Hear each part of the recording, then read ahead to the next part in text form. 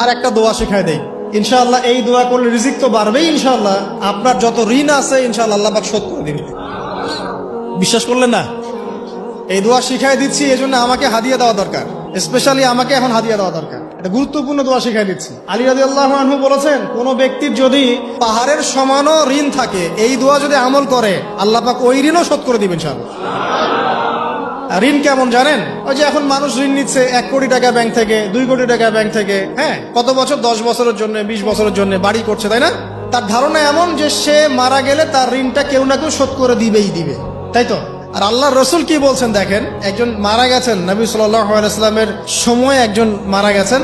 তো নবী করিম সাল্লাল্লাহু আলাইহি ওয়াসাল্লাম বলছেন, এই ব্যক্তির কি কোনো ঋণ আছে?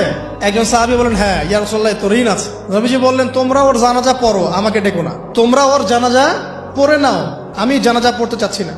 আমি এখন কেমন করে আপনাকে বুঝাবো ঋণ কত ভয়ঙ্কর জিনিস?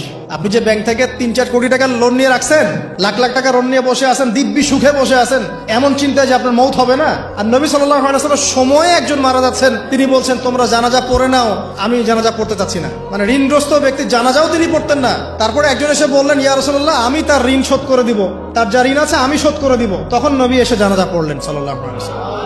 তো আপনার এই কোটি কোটি টাকা ঋণ শোধ করার লোক তো রেডি আছে নাকি? আছে না? সমস্যা নেই, আপনার জানাজা পড়া হবে, আপনার মিলাদও হবে, আপনার একটা বড়সড় দোয়াও হবে ইনশাআল্লাহ। কিন্তু আল্লাহ পাক বলেছেন, শহীদ, আল্লাহর পথে যুদ্ধ করে শহীদ হয়েছে, এই ব্যক্তির আত্মাও ঝুলে থাকে যতক্ষণ পর্যন্ত না তার ঋণটা শোধ করা হয়। এবার বলেন আমি কি বুঝাবো আপনাকে? আর কিছু বলতে হবে?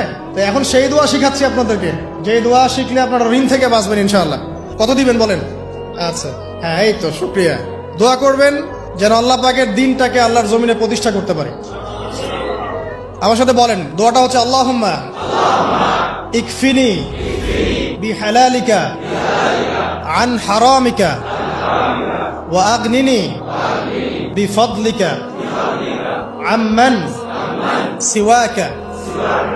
এই দোয়াটা ছোট না, এটা মুখস্থ করবেন, সেজদায় পড়বেন, নামাজের সেজদায় পড়বেন, আত্তাহিয়াতু দরুদ শেষ তারপরে পড়বেন, নামাজ শেষে হাত তুলে করবেন, যখন তখন শেষ রাতটা করবেন, ইনশাআল্লাহ দেখবেন আপনার ঋণ বলতে কিছু থাকবে না ইনশাআল্লাহ। যদি থাকেও, বড় কোনো ঋণ থাকেও, আল্লাহ পাক অন্য কোনো মাধ্যমে এটা শোধ করার ব্যবস্থা করে দিবেন ইনশাআল্লাহ।